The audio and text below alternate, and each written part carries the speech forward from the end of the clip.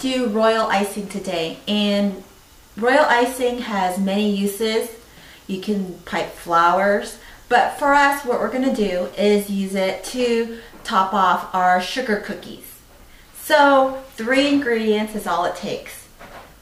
What we're going to start with is a pound of powdered sugar.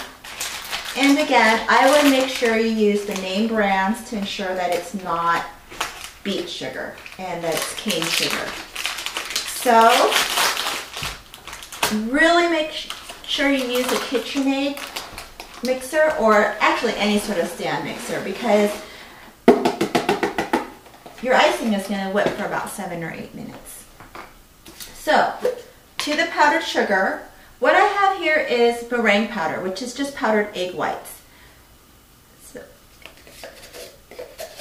So you need 2 tablespoons of meringue powder.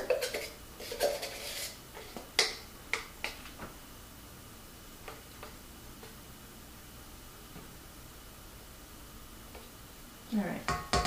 And what this does to your icing is it helps it harden and also gives it a nice glossy look. Otherwise, your icing is going to look really dull. So what I start out with is slowly combining the sugar and the meringue powder together. Just give it a quick whirl so that everything's combined.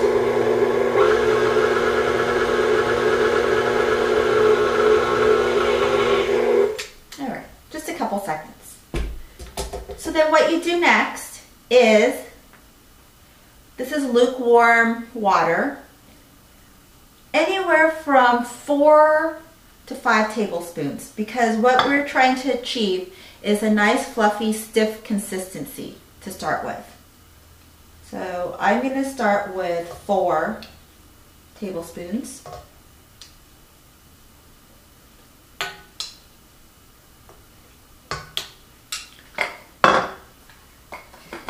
And then I'm going to mix this all together. It's going to take 7 to 8 minutes for it to get fluffy. I'm going to show you what it looks like at a minute, and then I'll show you what it looks like at the end. So let's go ahead and start.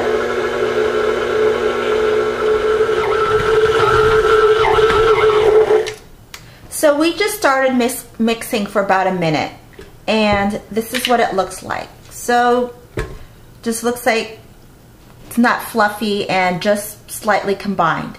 So at this point, what we need to do is whip it for another 7 to 8 minutes. And you'll notice that once it's done, it's going to be nice and fluffy. And you want to put it on speed anywhere between 4 to 6.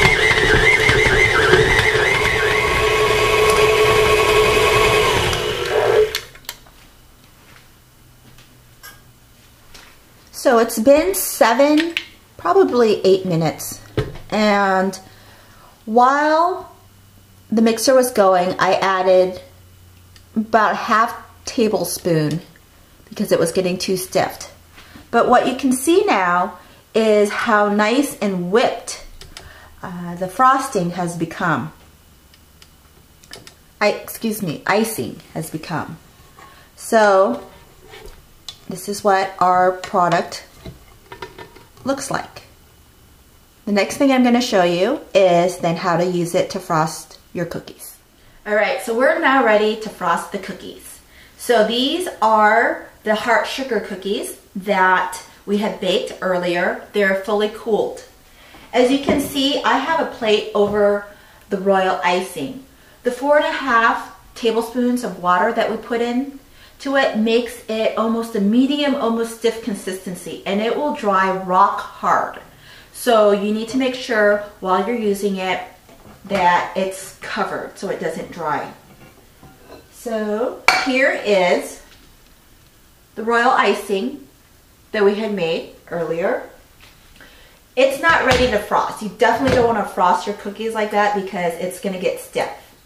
So what you do is just take the amount that you want, What I'm doing here is making those cute conversation hearts that you always see during Valentine's Day. So I'm going to be coloring it pink and blue, yellow, green, purple. So I just want a little bit of icing for each color.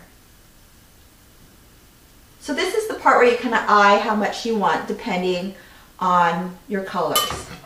So as I am done with what I need, I cover it.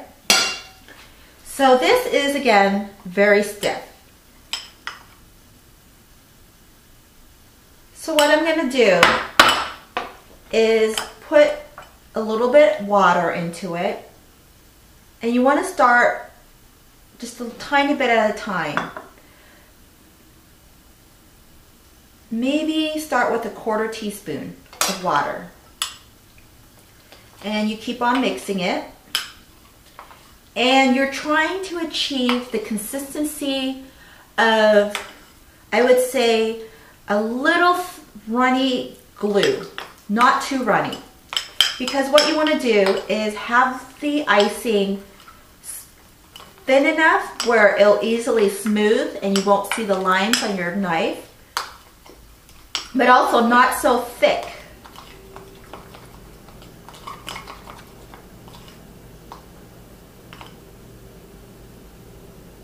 So when I do this, this is still too thick.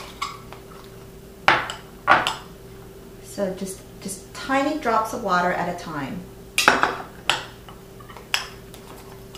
And of course, if your icing gets too runny because you put too much water in it accidentally, just add a little bit more of your stiff consistency icing.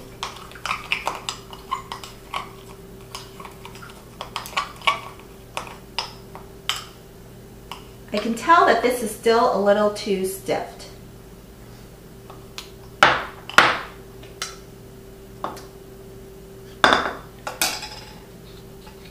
And in the meantime, I'm going to start with making this pink. So I use gel colors, but for royal icing, you can use the water-based colors.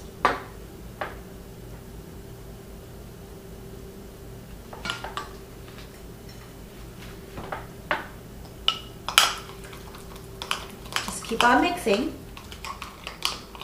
And let's go ahead and test our consistency. A quick way to do that is to take your knife and see if it drips, and then when it drips into your bowl, if it smooths out. So I think we're at the consistency that we need. So let's just give it another quick mix here. And then I think we're ready to spread this onto our cookies.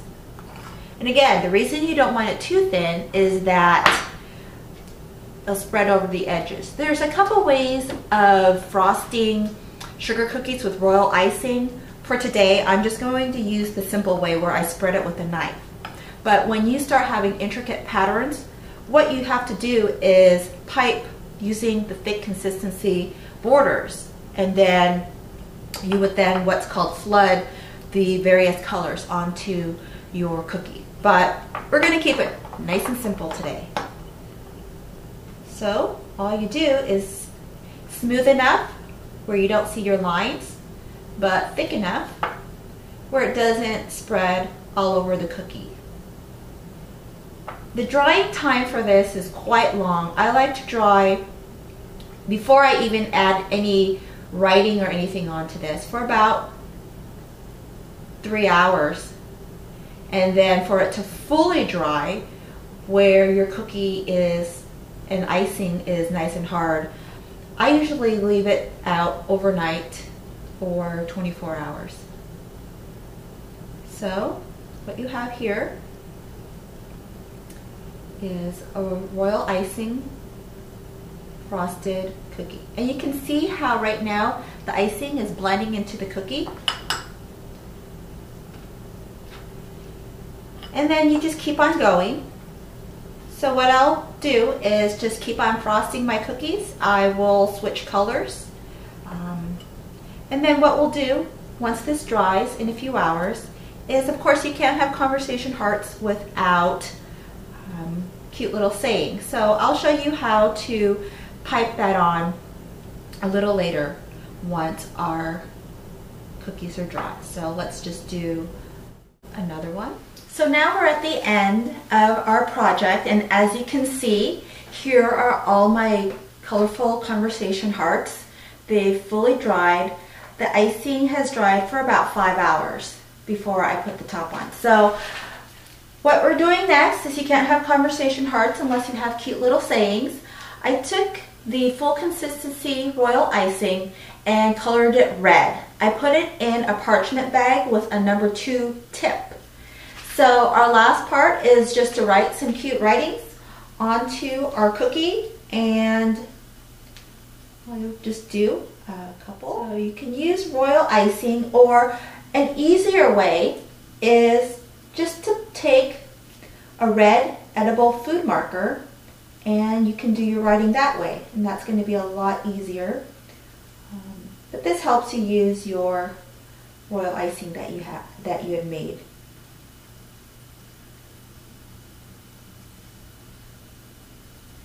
Okay.